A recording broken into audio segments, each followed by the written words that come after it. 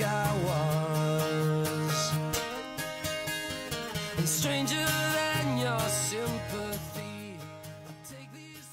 Ladies and gentlemen, please welcome back your host, Brad Behrens. Hello! How are you? How are you?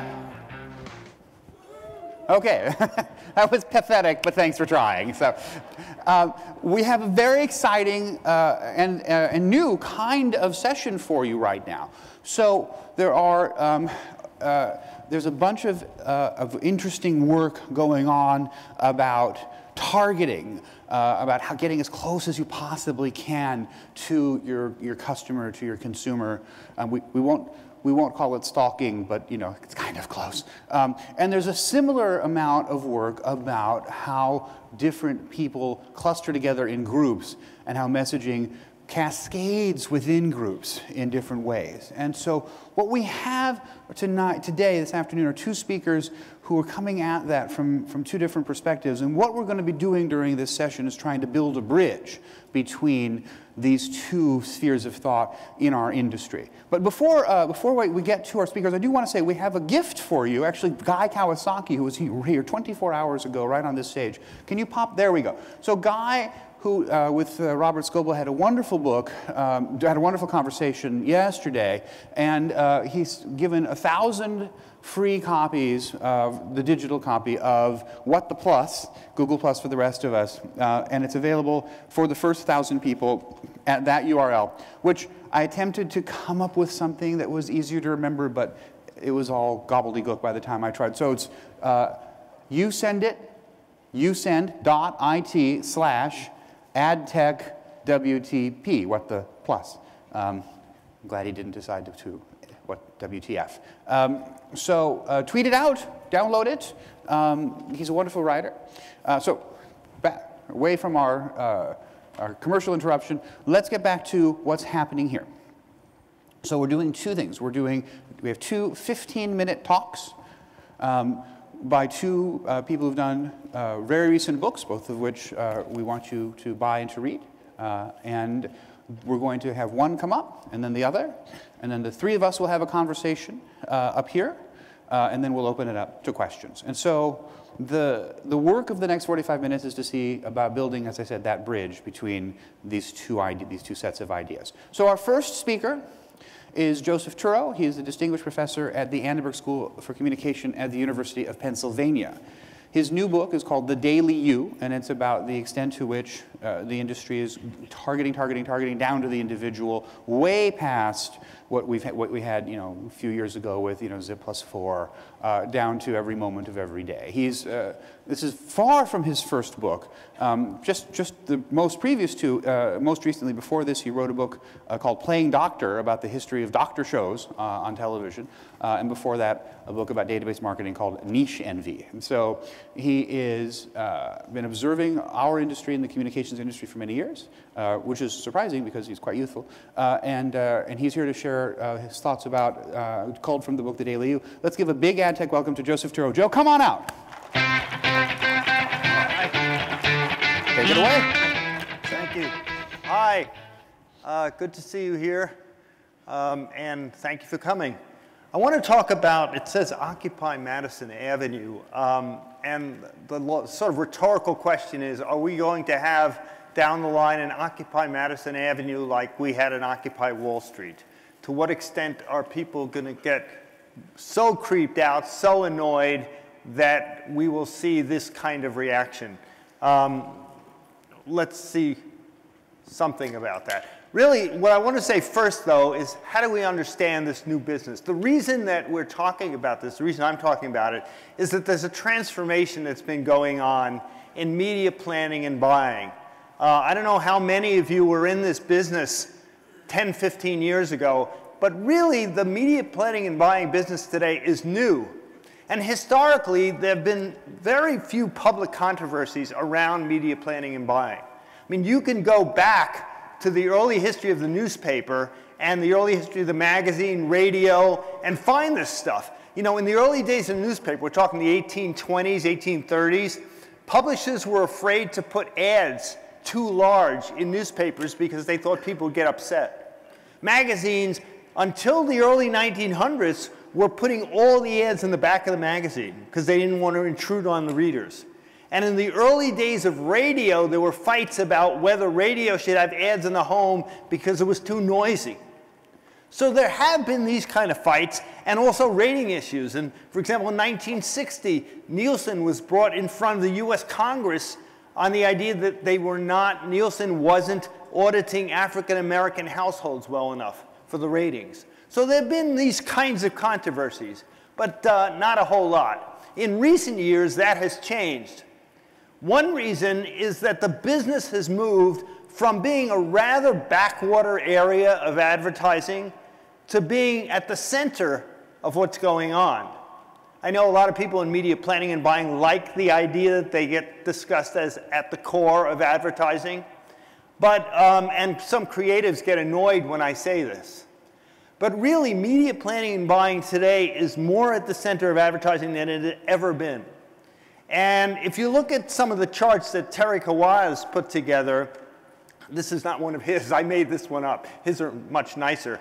But I want to show the comparison. Back in the day, before 1985, this was kind of the way you bought and planned for advertising. Agency planners and buyers interacted with various kinds of rating companies. Publishers, in the contemporary meaning of publisher, even TV networks would interact, and with clients. And that was it. These were the groups, the companies that were involved, and that's how you bought time and space. This is what it's like today. If you go online, you could find these charts, and we could spend over an hour talking about each one of them probably. Have you seen these that Terry's put together? They're really interesting, and they change all the time. But as you see, there's one for display, one for search, one for video, one for mobile. I understand he finally finished the one for gaming. And what we have then is a whole universe, an ecology of various types of companies involved in the process of deciding how to get specific kinds of ads to specific kinds of people in this new universe. So why are people upset about this? Okay? The sort of basic reason is the following. Media agencies, data companies, and marketers are working with media firms, meaning publishers, toward the goal of labeling individual consumers, often anonymously, which is still not necessarily a solution, with demographic, lifestyle, social, and other characteristics as a result of tracking their behavior across digital media. And what I try to do in the book, The Daily You, is to explain how this stuff works, the history of it, and where it's going. But the question is, so what? I mean, why would people be concerned about this? One obvious reason is privacy, okay? And by privacy, a lot of times what people mean is they're going to take my money, they're going to take my identity. And we hear some stories about this, right? I mean, it happens all the time, most recently with credit cards, just a few days ago. Companies lose stuff, companies have stuff stolen. So the question is, will I lose my job if I say something online and the company reveals it, okay? That's privacy. A lot of times people don't like it simply because it's creepy. They get a remarketed ad. I'm looking for a lens, a certain kind of lens for my camera. And then I find out over the next 4 days that I get the same ad for the same lens over and over again. Okay? Some people say that's creepy. Okay? Then there's an issue which I would like to push more, and I do in the book, and not enough discussion is around this, and it's social discrimination. Why would this kind of stuff be relevant to social discrimination? The notion here is that the more advertisers and marketers know about us and put us into these little bailiwicks with a whole lot of data points in a more and more persistent way, the more that will lead some people to be targets and some people to be waste. And when you have situations that increasingly people are being led towards certain ads and not to others, led to certain kinds of discounts and not to others, and eventually, and we're beginning to see this, led to certain kinds of news and entertainment and not to others, you have a danger of certain kinds of what I call reputation silos being created, okay? Which get people upset because, gee, how come my neighbor saw an ad from Tiffany with a discount and I got K Jewelers? Okay? And increasingly, we're going to see that not just on the web, and not just on some kind of coupons you get over the transom, but on television. Because this stuff is moving to TV really fast. Canoe may not exist anymore, but advertisers are paddling toward a world in which we are going to see different kinds of ads and even maybe different kinds of agendas of shows based upon what companies think about us. Okay? And what kind of a world will that lead to when this sort of differentiation becomes more and more embedded in the way we lead our lives? Okay. And the real holy grail of this is what I call the long click. And we're moving in this direction, though certainly it's not totally set up. And that means from the time you search for a product, say at the top of the funnel, through the time you move around looking for that product, go to stores, you are being tracked. Online, offline, that's the holy grail. Being able to figure, so once you swipe that credit card, the attribution links are straight across. Now, we don't have that today, but more and more the idea is to do it, and the offline-online distinctions are quickly disappearing, as I talk about in the book. So people are concerned increasingly about this, and their concerns, surveys that we've done over the last decade show, but they really don't understand what's going on. Most Americans have no understanding of data mining, and they really don't understand what it means to put points together in order to infer something about you.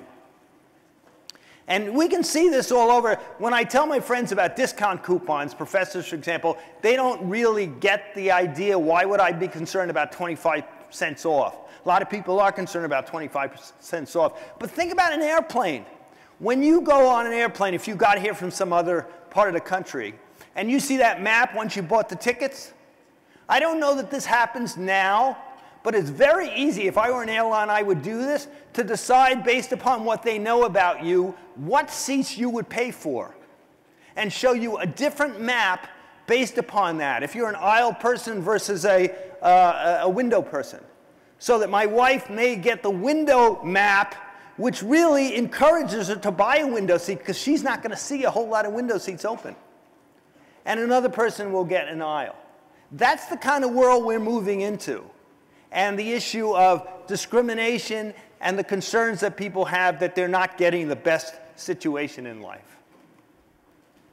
All right, so what are the implications for media firms?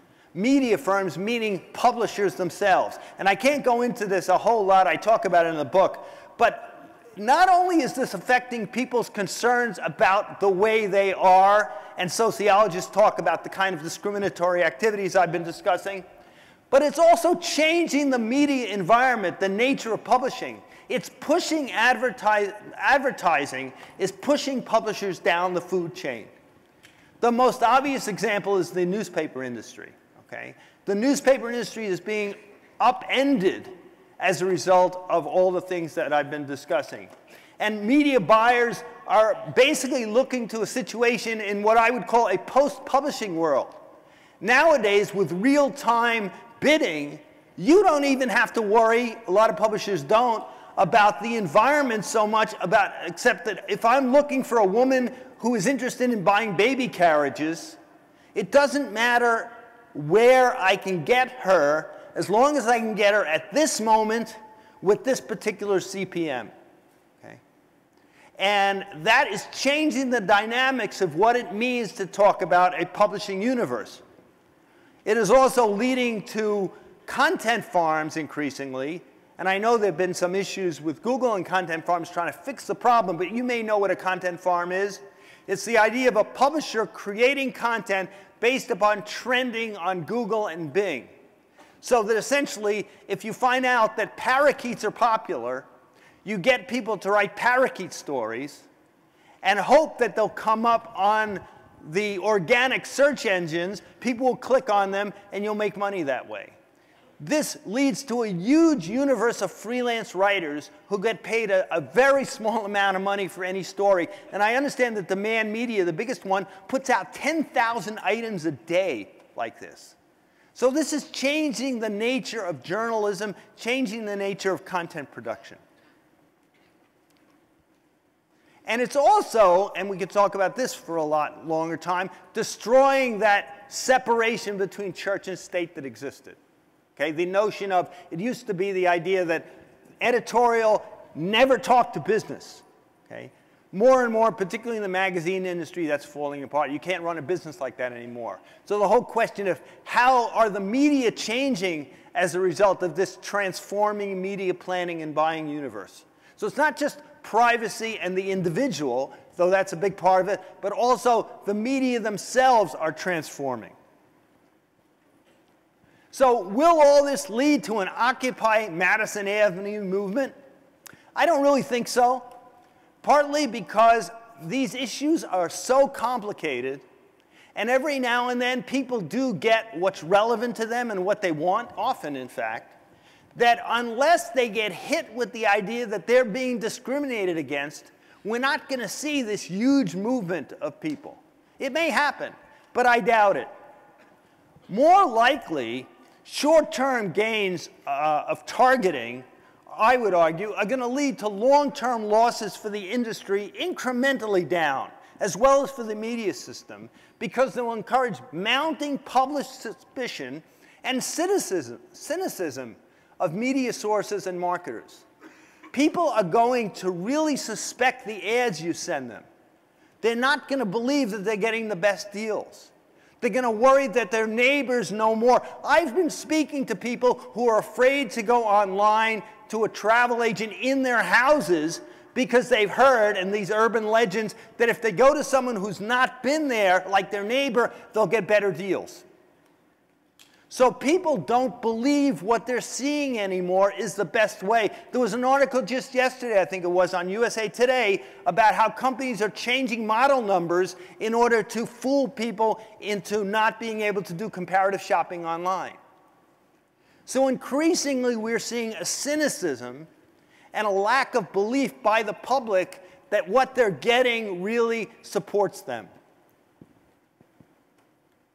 And marketers haven't fully stepped up to the plate. Again, I only have a minute and a half left here. But just to talk about this, industry explanations of how the system works are lame. Even people in the industry don't understand. I've spoken to people when writing the book. They say, I can't tell my bosses how this works. They won't understand it as long as I do it and it comes out okay, that's fine. Okay? The language, people say there's too much jargon in the business. And the language of the Digital Advertising Alliance, you know, the archons, if you go there and look at what they say and try to explain it to people, it doesn't really help. In fact, what they try to say is, look, why are you going here? This stuff is good. You're going to get relevant ads. Why do you want to opt out? Okay. So the whole question of industry credibility with its critics and the question of industry concerns really are problematical. Why not greater transparency? Well, I would argue that there should be, but there are questions of difficulty of explaining the category's origins. How do we know you're a soccer mom? Fear of giving up corporate secrets.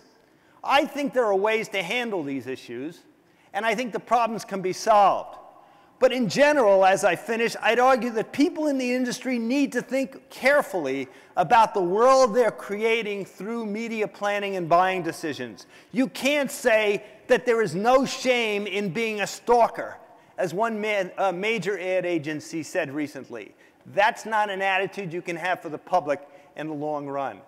Now, they lost my book. There was supposed to be a book downstairs that you could buy, to be honest, what happened was I was on the Terry Gross show. The publisher sold out. They had to get new books, but it didn't come in time. And then when it finally, they were supposed to overnight it, FedEx supposedly lost it. But if anybody is interested, I never heard of that before. If anybody is interested in getting a signed copy, write to me at that address, and I will be glad to have it sent to you after you pay for it, of course, signed. Thank you for listening. Take care. Oh, I forgot the next guest, my goodness. Paul Adams is coming on. And what's particularly fascinating about Paul, he is focusing on an area that is going to get really a lot of attention.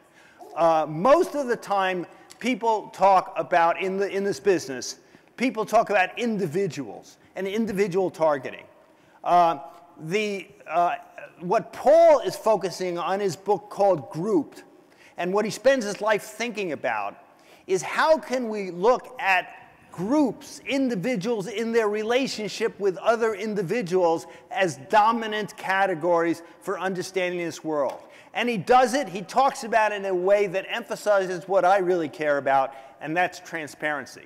So Paul Adams, please come out. Thanks. Hi, folks. So my name is Paul. I work in the product development team at Facebook. And today I wanted to kind of put 3 ideas in your heads. The first is that, to kind of give you an insight into how we think about product development, it's thinking about Facebook as a new creative canvas. The second is what Joe was talking about people and relationships and how groups work and what we're learning in terms of how influence and how messages spread, how influence works. And the third thing is I want to kind of seed an idea around a different way to think about advertising, because I've certainly learned a lot from putting this stuff out in the world and getting feedback from people like yourselves. And I'll give you my details at the end, and you can feel free to give me feedback and reach out, because this is a conversation that all of us need to be having together. So Facebook is a new type of creative canvas. A lot of people think about Facebook in a very different way than the way that we do. And if you're thinking about things like reach, 800 million users on Facebook, if you're thinking about things like building heavily branded immersive apps, or if you're thinking about disruption and attention, and how to move people's attention from here and to put it over here, if you're thinking about those types of things, you're thinking about Facebook in a different way to the way that we think about it. And the reason is because we kind of think at this scale. We don't really think about today and what's happening right now. We think about what's Facebook's place in the history of media technology.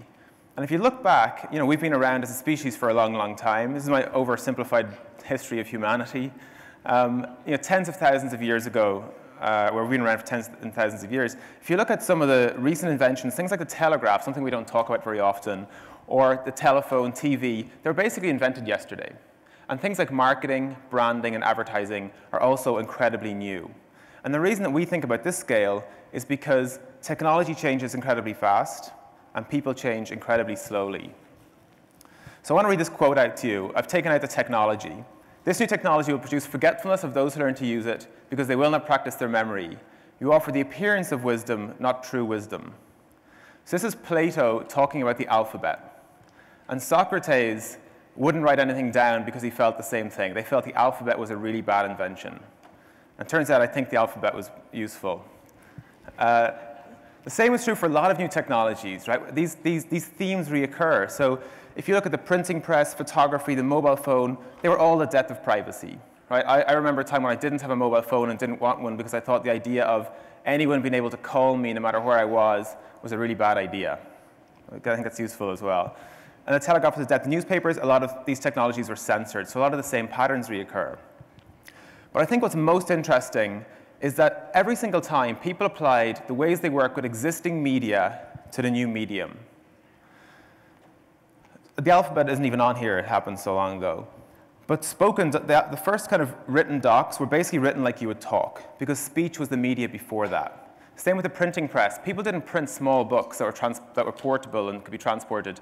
They printed Latin manuscripts because that's what monks were making when the printing press was invented.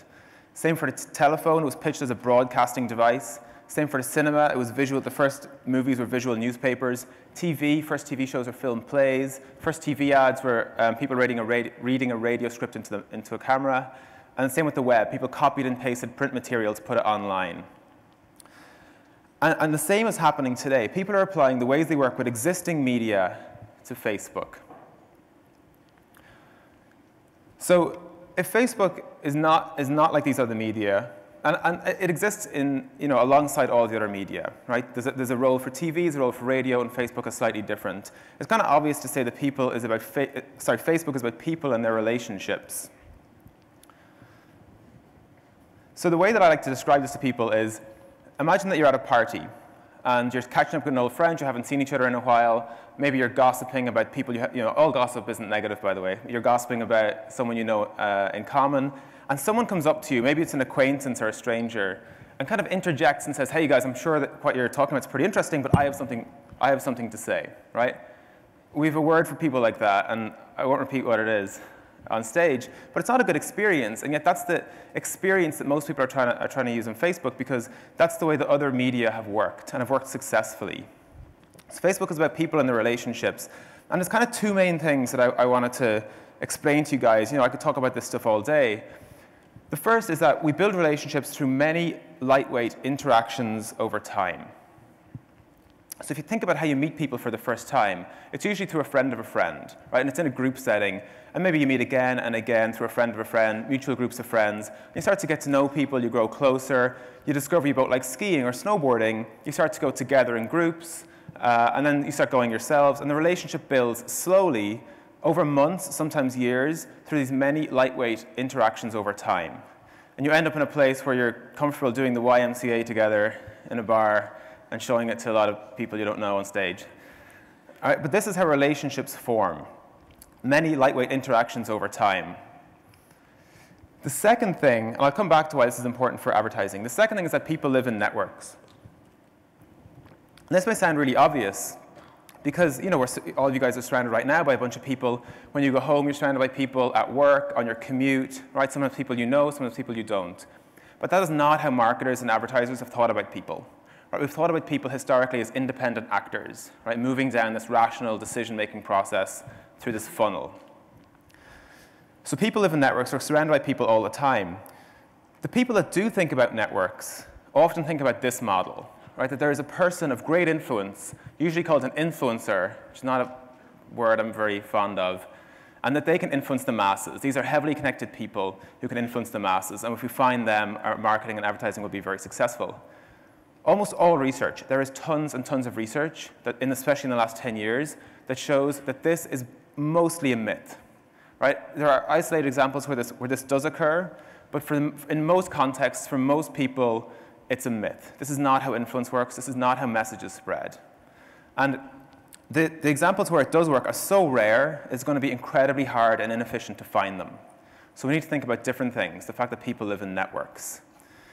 And this is kind of, I could talk about this picture all day long. There's a lot of detail in here, but this is basically what people's networks look like. Right? We have people who are close to, our kind of closest ties, our friends, our family. And we have people that we're less close to, friends of friends, acquaintances, people we've met recently, and we don't know if we're going to build a relationship with them yet. And what's interesting, there's a fantastic research paper by a colleague of mine called Ethan Bakshi, and you should check this out, which basically found, it's very recent, and it basically found that most sharing is happening in the middle. Right? Most people are sharing most content with their closest friends and family. But most of the new stuff comes from the outside, because there are simply just a lot more people on the periphery than there are in the center. And what's most interesting to me is that if you look at this network, we don't have one big group of friends. We have independent groups of friends. And these groups, the people in these groups don't know each other. What's also fun, I mean, you guys can probably relate to this. People typically have between 4 and 6 groups. I'm sure it's true for many of you, right? If you lived in New York, you have friends from there. If you lived in London, you have friends from there. If you live in San Francisco, friends from there. You have friends from university. You have friends from your hometown if you stayed in touch. If you're married, you have friends through your wife or husband. And these groups don't know each other. And the classic example that people describe is their wedding and trying to organize where people are going to sit. I don't know if this was not a good experience for me. A way to keep some people apart. So, right, this is basically how people's lives are structured. And what's interesting is that because of homophily, which is one of the most established patterns in social science, we know that the people in the groups are similar to each other. Right? Homophily means we seek out and associate with people like ourselves. Although we like to think we're very unique and different, we actually associate with people like ourselves, which means that if I have friends from London, and I have friends from Dublin, and I have friends from San Francisco, who don't know each other, they're actually likely to be interested in similar things and have a similar outlook on life and on the world, which is interesting when you think about how messages spread and who you seed messages to. If you zoom in and just look at people's 4 independent groups, the person in the middle, right, each one of you guys, for your independent groups, are unique in that you're probably the only person on earth connecting those groups together. So the only way a message can spread directly from my college friends to my New York friends is through me. So all of us are influential. All of us are incredibly influential in different contexts, and all of us are not influential in other contexts. And that's true for every single one of us. It's interesting because often when I show this to people, especially people in marketing, they say, that's very interesting, I get it, my life is kind of structured like that, but I can't get scale that way. And actually, you can, because these networks, these independent groups of friends are all connected together through all of us, and it scales exponentially. So if the average Facebook user has 130 friends, they have approximately 8,000 friends of friends. And that's incredibly conservative. It's probably, for most people, much higher than that, which means they have approximately 1 million friends of friends of friends. So suddenly, if you seed messages appropriately with these groups of people who are similar, the content will spread organically. And that's what we see happens. It's not, sometimes these individuals can boost things, but for the most part, it's regular people having influence over the people they're closest to. So when you're thinking about this, and the fact that people live in networks and how messages spread, I encourage people not to think about the top thing, and think about the bottom. Because the bottom network maps to real life. And the top one, in almost all of the research studies that have been done over the past 5 to 10 years, are finding that that's not true. And it doesn't exist in the vast majority of cases. So the final thing that I want to talk to you guys about is a proposal on a different way to think about advertising. This is, I hope, complementary to the other ways you think about advertising. I'm not trying to replace everything you do today with something else. But I wanted to put it out there because I think it's an interesting conversation for us to have. So I mentioned this earlier, this framework of many lightweight interactions over time. I think this is incredibly important because not only is it how we build relationships with other people, but it's how we build relationships with brands and businesses and things. And the reason is because relationships and people are tens of thousands of years old, and our brain evolves incredibly slowly. But our relationships with brands are incredibly new because branding is only 150 years old. So there's no way that our brain and the evolution of our brain has caught up and adapted. Right, because it's been doing the same thing over and over again for a long, long period of time. And the way to think about this, I think, is not in the independent interactions. Right? They're interesting, but it's in things like this, the aggregations of those interactions. So people often say to me, I don't really care what people post when they say they ate yesterday for lunch, or, why are you showing me all the songs people listen to? I don't really care. And that's true to some degree. Right? Sometimes they're serendipitously interesting. What's more important and more interesting is not what song I'm listening to right now, it's my top songs this month, or my favorite bands this year. And that's suddenly incredibly interesting to my friends, I hope. And I'm sure it's incredibly interesting to you and your friends for the hobbies and things that you do.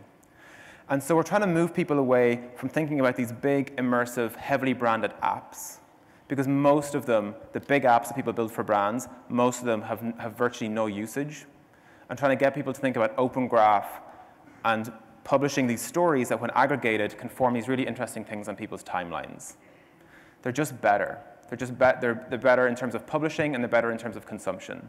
So we're trying to move people away from thinking about their page as a destination. That's important, but to also think about it as a publishing mechanism. It's going to publish out these many lightweight interactions, when aggregated back, form this incredibly interesting kind of widget on someone's timeline that reflects some part of their identity. So this tells you a lot about me. This is our model. This is the thing I drew. It's this is how quantitative I get. I have time and I have love. But it's important because when we talk to our friends, that's what we want people to say, is that, oh, you like those guys? I love that brand, right? It's the classic word of mouth kind of holy grail. And as we build these many lightweight interactions over time, loyalty and trust starts to grow. But there's also a place for heavyweight interaction, right? And so this is a lot like people's personal lives. We have these birthdays, anniversaries, these big events, weddings, these big events that we have with our friends, but they're meaningless unless we've built relationships beforehand, right? I'm sure you guys, most of you, I hope, would not really want to go to a wedding of a stranger, right? Maybe some people would. That's a bit different, right? We want to go to the big events with people that we know. And the same is true for brands. Right, once you've built these many lightweight interactions over time, and you've built these relationships, people are invested in getting heavy. But what's happening now is that people are trying to do this. Most brands are trying to get heavy at the start, right? So they launch a new product, and we literally bombard people in some cases, but we look at frequency and reach of messages to try and get people to pay attention and notice the thing that we have. Right? For example, if you're launching a new car, But these things often take months and years to develop, and those relationships could have evolved over that period of time, and a lot of that risk in that product launch could have been mitigated by building up and investing in these relationships ahead of time. So how do these groups fit in? So if you think about these many lightweight interactions over time, and think about people interacting with something, you post to your page, or you build an open graph app that publishes out a story into people's news feed. When someone comments on that, or likes it, or does something, it also goes to their friends, right? Some of their friends also see that story. So you're building lightweight interactions with them as well. And over time, this thing increases. And so not only are you building interactions with your fans, you're building loyalty and trust and relationships with their friends. And it's no coincidence that this model and this idea maps to our products. If you think about a lot of our feature requests, pre-roll video ads, right? Existing media to new media. Pre-roll video ads is TV. Guys, your ad units are too small. We need bigger display, banner advertising style. That's a billboard. We need to build rich, heavily branded, immersive apps, right? That's a microsite. And so I feel like this model is much better. Think about page posts and open graph as a way to create many lightweight interactions with people and build relationships.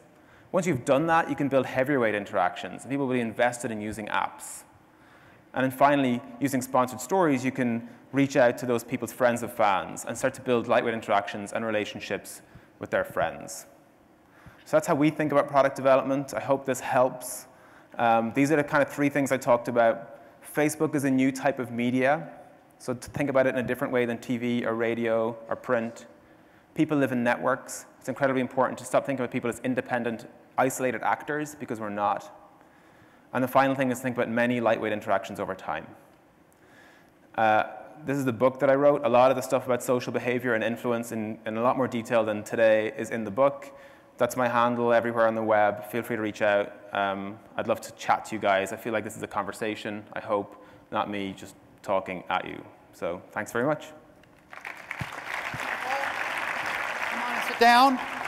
Joe, come on up. We're going to get the two where you guys can sit or stand, but I'm going to stomp around the stage. So I want to try to build a bridge now. We've got a few minutes to chat with questions. Let me ask one, and then if you have questions, if we can pull the house lights up, that would be awesome. We've got microphones there, and there, and just line up. Here's the question I think that it's in my mind that links, first off, to try to link the two of you guys together. Joe, you were talking about the thing that I think in your presentation that was most alarming to marketers is that the fact of the media property tracking at the level that they do is going to promote a kind of global cynicism about the content, right? So there's the container, there's the property, and then there's the content, and that if a magazine online or a website is tracking everything we do, once we become aware of it and alarmed by it, that will create cynicism about the property itself. Is that very reductive? Also possibly the advertiser too, if you believe that advertisers are acting the same way. Right. So my question then to Paul is, Facebook makes its money through advertising, and you have this prodigious ability to try to get the right ad in front of the right person, leveraging the friends that the person has. In your summary of your 3 points, the first one was that Facebook's a new kind of media. Does the platform's ability to target and track, are you guys risking that kind of cynicism and that kind of backlash for Facebook itself as well as for your advertisers based on what Joe's saying? I worked as a product manager all last year on our ad products. And before that, I was a researcher for years. And then before that, I was a designer. So my bias is incredibly oriented towards people and user experience. Sure. And, and that kind of drives all of our product development, not just in the ads team, but in all of the product teams in Facebook. It's how do we do something that's incredibly valuable to people and additive to the experience they're already having. Mm-hmm. So the experience that we don't want is, oh, come on Facebook, check out your news feed. No, don't look at what your friends are doing. That's not, look at the stuff we want to show you as a brand, right? We want it to be more like, the stuff from your friends is interesting. Here's other stuff that you might like, and especially when that's in the voice of their friends, right? It's basically the same kind of conversations that we have offline, right? We talk about brands all the time, businesses all the time. And so that's kind of the model that we orient around. I think if we do that really well, I mean, and this is, we're very much in development. We're building new things like sponsored stories. We're iterating them and testing them and using what works and figuring out what doesn't. And that's the model that drives our product development. And I feel like if we do that really well, that's really all that's going to matter. All right. So Joe, do you buy that answer? Yes. Well, to this extent, I think that one thing that Facebook has tried over the years to do is to keep the ads rather subtle, because the emphasis has been on the relationship with the person and on the person building relationships. It'll be interesting to see moving forward how that changes with bigger ads, splashier ads, and sponsored stories can cut both ways. Sponsored stories can creep certain people out if it's not done if they're not done correctly. But it'll remain to be seen. It's an interesting. Facebook is, in my opinion, an interesting inflection point in terms of its activity moving forward. Any predictions? Well, knowing the people there, they'll probably do well. But I expect that there have been paroxysms of concerns about Facebook over the years. And I think some of that has settled down. The issue of whether or not they'll succeed with the kind of targeting they want to do is an interesting one. Given that Paul's involved in this, I'm hoping they'll do a fine job. No pressure.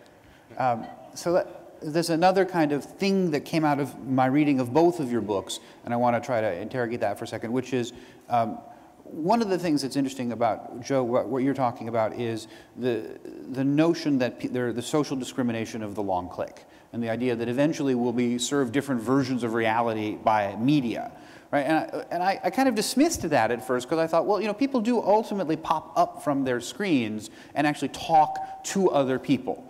Right? So, really, and Eli Pariser's book, The Filter Bubble, that was the problem with the book, which was that, it completely forgot that there is world outside of screens. Not that we in this room really relish that thought, but it is the case.